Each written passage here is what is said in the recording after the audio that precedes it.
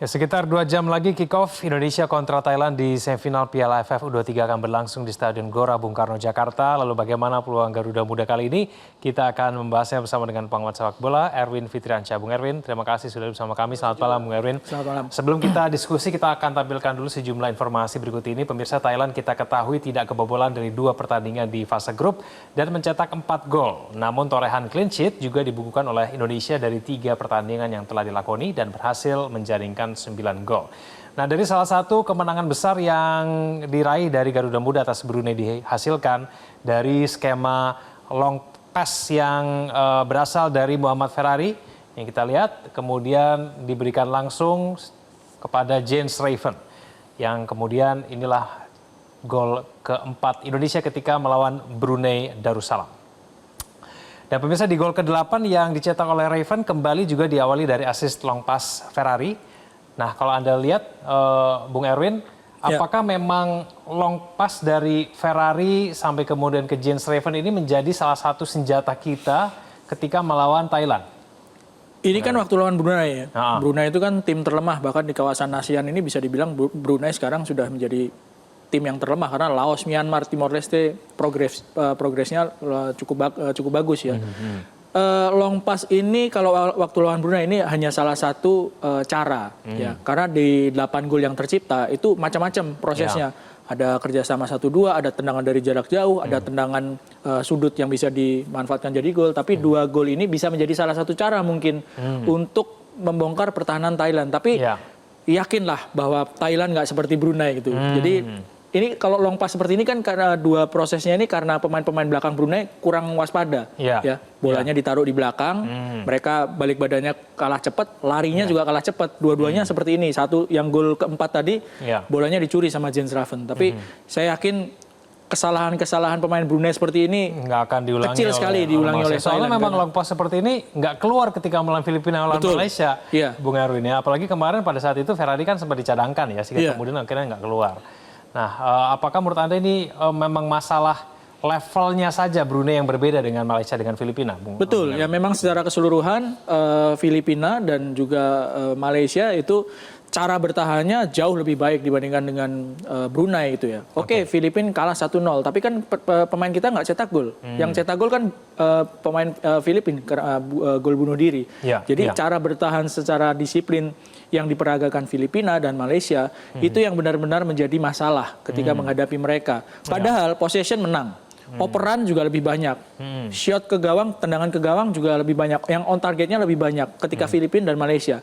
Possession Indonesia itu nggak pernah kurang dari 60% ketika menghadapi Filipina dan Malaysia. Tapi itu tadi, ketika dalam kotak penalti, itu nggak bisa mencetak gol. Memaksimalkan peluang itu ya, supaya kemudian bisa menjadi gol. Nah, kemudian ada juga senjata lain pada saat Garuda Muda dalam mencetak gol, yaitu lewat skema long throw, yaitu lemparan ke dalam oleh Robby Darwish kepada Jens Raven. Nah, ini dia, Robby Darwish kemudian kepada Jens Raven. Nah, ini juga sebetulnya bisa menjadi salah satu senjata ya untuk melawan Thailand. Tapi bisa tidak kemudian diterapkan ketika melawan Thailand yang nanti malam? Sekali lagi, ini juga bukti bahwa variasi serangan seperti ini dari long throw bisa membuat Indonesia mencetak gol. Lawan Filipina kan awalnya seperti ini juga golnya. Long throw dari Robby Darwish, lalu disundul maunya clearance tapi malah masuk ke gawang sendiri. Jadi sudah 2 kali ini waktu lawan Filipina ya. Jadi sudah 2 kali skema melalui long throw ini menjadi ini yang tadi ya. Betul. Jadi bisa menjadi salah satu cara juga gitu. Karena di sepak bola modern cara seperti ini juga sudah sangat lazim gitu ya dilakukan gitu. Nah, kalau kira-kira ketika melawan Thailand nanti pola permainan Thailand itu akan seperti apa? Apakah kemudian ketika kita memegang bola mereka akan langsung melakukan penjagaan yang rapat begitu sehingga umpan-umpan jauh baik itu kemudian long pass maupun throw in seperti ini tuh kayaknya agak sulit Mas Erwin diterapkan ketika melawan Thailand? Iya, Thailand itu 2 kali bermain di grup lawan Myanmar 0-0. Lawan Timor Leste mereka menang 4-0 gitu ya. Tapi ketika menghadapi Timor Leste dan Myanmar ada sebetulnya celah-celah dari pertahanan Thailand gitu ya. Ketika mereka sedang possession terkena serangan balik lawan Timor Leste, lawan Myanmar mereka juga sempat keteteran gitu ya. Peluang yang didapatkan Myanmar dan Timor Leste juga cukup banyak gitu ya.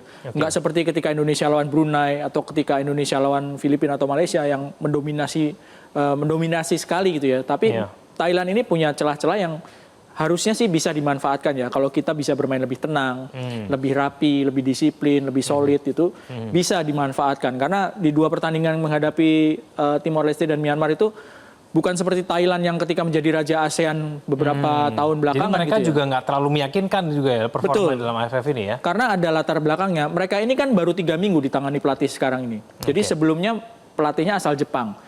Uji coba di Doha, mereka 3 kali main kalah. Pulang ke Thailand, uji coba lagi 2 kali, kalah lagi. Diganti 3 minggu sebelum turnamen. Jadi saya pikir ada adaptasi juga yang dilakukan oleh para pemain Thailand, terutama sama pelatihnya. Ya, kami juga menampilkan peluang-peluang ketika Thailand melawan Myanmar. Dari sini kita mungkin bisa melihat ya bagaimana pola permainan Thailand ketika nanti akan berhadapan dengan Indonesia. Nah, apakah berarti yang menjadi kunci ketika kita melawan Thailand nanti itu adalah lini depan? Bagaimana kemudian sebuah tim itu bisa memaksimalkan peluang sehingga kemudian mencetak gol? Iya, yang jelas gini, waktu 3 kali lawan Brunei, Filipina, Malaysia, lini belakang Indonesia itu menurut saya sudah cukup solid ya. Ada beberapa pemain yang dibongkar pasang gitu ya, tapi setelah menghadapi Malaysia kelihatan bahwa Kadek Arel, Kakang itu menjadi center back-nya, kiri kanannya Donitri, sama di kanannya Buffon ya, Alvarez Buffon. Kelihatannya di lini belakang ini sudah ketemu pakemnya seperti apa gitu ya. Belakang di tengah kalau misalnya Arkan sama Tony bisa main, itu juga menjadi the winning team waktu lawan Brunei, waktu lawan Filipina juga mereka yang main. Nah di depan ini yang menjadi masalah memang ya. Di 2 pertandingan terakhir nggak bisa cetak gol, ada sejumlah peluang nggak bisa cetak gol, dan saya rasa beban mental dari Jens atau hoki itu juga harus dibantu oleh rekan-rekannya, dibantu oleh pelatihnya supaya beban mentalnya ini hilang gitu. Karena untuk seorang penyerang tugasnya itu cetak gol gitu. Dengan cara apapun. Gol cantik, gol nggak bagus, gol kebetulan atau apapun itu. Kalau misalnya sudah gol itu terangkat bebannya. Jadi PR-nya memang di lini depan. Iya. Tapi memainkan Arkan Fikri dan Tony yang baru sembuh dari cedera itu juga riskan nggak sih? Iya. Nah, ini makanya seperti apa cederanya kan hanya tim pelatih yang tahu ya, yang di dalam tim yang tahu dan pemainnya sendiri gitu. Apakah bisa dalam sebuah pertandingan yang krusial ya, lawannya Thailand gitu. Oke lah, Thailand sekarang mungkin belum terlalu stabil, tapi kalau sudah ketemu Thailand ya pasti akan menjadi sebuah pertandingan yang ketat gitu kan. Ya, nah ini perkiraan formasi Indonesia melawan Thailand.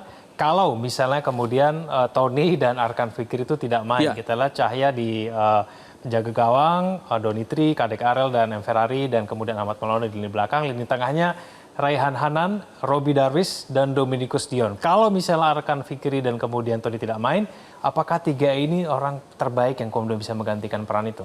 Robi Darwis sama Raihan Hanan sudah main di babak penyisian lebih dari 2 kali ya. Raihan Hanan jadi starter terus gitu ya.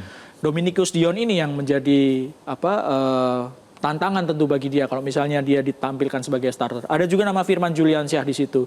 Jadi pemain-pemain yang selama ini di babak penyisihan belum diberikan kepercayaan sebagai starter, kalau main di pertandingan ini ada 2 kemungkinannya. Bisa langsung mereka keluarkan kemampuan untuk membuktikan ya, atau harus cari adaptasi lagi dengan rekan-rekannya yang sudah merasakan atmosfer di babak penyisian kan. Selain Dominikus Dion, semuanya sudah merasakan menit bermain yang cukup banyak gitu. Tapi kemarin kelihatan banget nggak sih ketika Arkan Fikri nggak main, supply ke lini depan kita itu juga memang berkurang. Bagaimana, Mas Erwin? Kelihatan nggak kemarin ketika Arkan Fikri cedera nggak main? Waktu lawan Filipina kan dia main. Sebenarnya juga problemnya tetap sama kan, nggak bisa mencetak gol pemain kita ya. Oke, Indonesia bisa mencetak gol lawan Filipina, tapi ketika menghadapi Malaysia dan Arkan Fikri nggak bisa main, tetap aja nggak bisa cetak gol. Waktu lawan Filipina, waktu dia main gantian kan, Jens Raven 45, Hoki 45 menit pertama, Raven 45 menit kedua, nggak bisa cetak gol juga gitu. Ada Arkan Fikri, jadi problem utamanya adalah ketajaman dari para pemain Indonesia gitu, terutama di lini depan. Nah ini peluang-peluang ketika Indonesia melawan Malaysia ya, kemudian akhirnya 0-0 gitu. Kenapa sih, Bung Erwin, kok kayaknya kita sulit sekali memaksimalkan peluang begitu, Bung Erwin menurut Anda kan? Iya, yang kelihatan di pertandingan lawan Malaysia kan ada momentum yang sebetulnya dimiliki. Ini kan seperti Jens Raven ini udah sendiri nih ya. Entah dia masuk terus ke dalam kotak penalti atau kirim lagi ke passing, passing. Itu ada 2 pilihannya, tapi kelihatan dia kalah cepat sehingga momentum itu hilang. Ini juga masih bisa ditahan oleh kiper Malaysia. Jadi peluangnya ada, ada. Golnya yang belum dapat gitu loh. Nah ini tadi Pak Erick Thohir juga mengatakan ya memang penyerang kita itu disorot sekali gitu oleh netizen dan kita semua. Apakah memang itu yang menjadi persoalan, Mang Erwin? Karena memang begitu banyak tekanan, sehingga kemudian akhirnya mereka juga bermain itu penuh dengan tekanan, akhirnya nggak enjoy juga. Akhirnya ya bermain itu nggak lepas gitu loh, Mang Erwin. Bagaimana? Ya, ada juga mungkin ya faktor seperti itu. Dan saya pikir kita semua harus fair lah.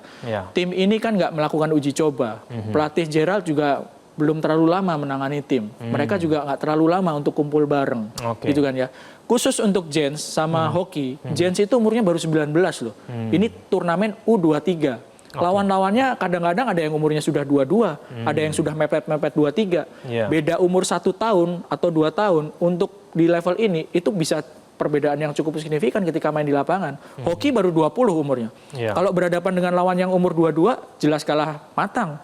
Apalagi kalau misalnya lawannya punya jam terbang main yang lebih banyak. Ini perbandingan adu tajam ujung tombak statistik di Piala AFF U23 2025. Andalan kita Jens Raven usianya 19 tahun, 3 kali main, 6 gol. Sedangkan ini jagoan dari Thailand ada Yotsakor Burapa. Kalau misalnya memang Jens Raven kurang bisa memanfaatkan peluang, apakah kita kemudian bisa berharap maksimalkan peluang itu datang dari Hoki Caraka? Atau dari lini kedua. Dari lini kedua. Dari lini kedua waktu menghadapi Brunei kan Arkan bisa cetak gol dari jarak jauh, ya kan. Lalu Raihan Hanan juga sudah cetak gol juga dari lini tengah gitu. Jadi sebenarnya ada beberapa opsi gitu ya. Ya tugas utama mencetak gol tentu bagi pemain adalah pemain striker karena dia yang paling depan gitu kan, target man-nya gitu dalam formasi yang digelar sama Coach Gerald kan 4-3-3 atau 4-2-3-1 kan strikernya paling depan gitu. Tapi dukungan dari lini lain itu kan juga tentu dibutuhkan, entah itu dukungannya berupa umpan yang matang ataupun bisa mencetak gol. Jadi kerja untuk mencetak gol itu bisa dipikul bareng-bareng meskipun tugas utama cetak gol itu striker. Ya, tapi gaya permainan kita tuh sebenarnya sudah kelihatan belum sih Mas Erwin dari 3 pertandingan belakangan ini sebenarnya? Jujur masih belum terlalu rapi ya. Ini kalau kita ngomong jujur gitu. Kalau misalnya mainnya sudah solid, mainnya sudah rapi, ya nggak susah cetak gol kan lawan Filipina, lawan Malaysia karena peluangnya banyak gitu. Peluangnya ada sebetulnya. Iya, ada beberapa momen harusnya bola dilepas ya, dioper tapi masih dikuasai, direbut lawan. Seperti yang Raven tadi, seperti itu kan. Harusnya bola dieksekusi atau harusnya boleh dioper tapi direbut lawan ya.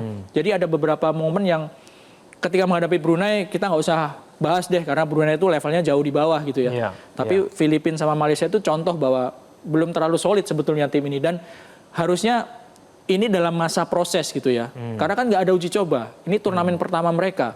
Nggak ada uji coba internasional ya. Bahkan dengan klub lokal aja nggak. Mereka uji coba internal aja gitu. Ini menurut saya masih dalam proses dan masih sangat wajar kalau mainnya belum rapi gitu.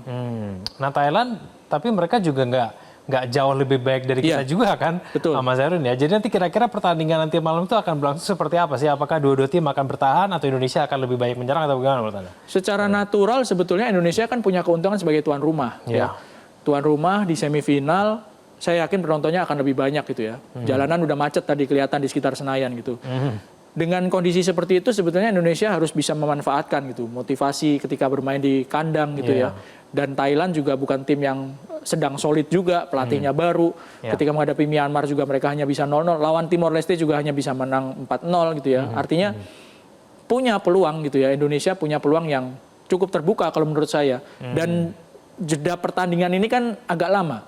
Kalau kemarin di babak penyisihan hanya 3 hari main. Ini 4 hari kan ya. Ada 1 hari pertandingan dan kita berharap ini waktu yang cukup gitu ya untuk makin mempersolid di pertandingan semifinal.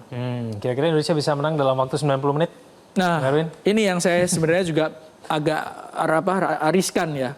Tadi Coach Gerald kan bilang saya mempersiapkan untuk 90 menit gitu, nggak mempersiapkan adu penalti. Padahal di semifinal itu kalau seri 90 menit perpanjangan waktu ada adu penaltinya gitu. Kalau nggak disiapkan kok kayaknya agak riskan gitu ya. Dan mengingat bahwa di 2 pertandingan terakhir Indonesia kan susah sekali cetak gol gitu ya. Kalau nggak ada gol bunuh diri lawan Filipina, imbang hasilnya. Sama gitu ya. Oke, baik, baru kita akan lihat line up-nya siapa saja dan jalan pertandingan akan seperti apa. Semoga kita bisa menang dalam waktu 90 menit. Amin. Terima kasih sudah bersama kami di Prime Time News. Selamat malam. Jelajahi cara baru mendapatkan informasi. Download Metro TV Extend sekarang.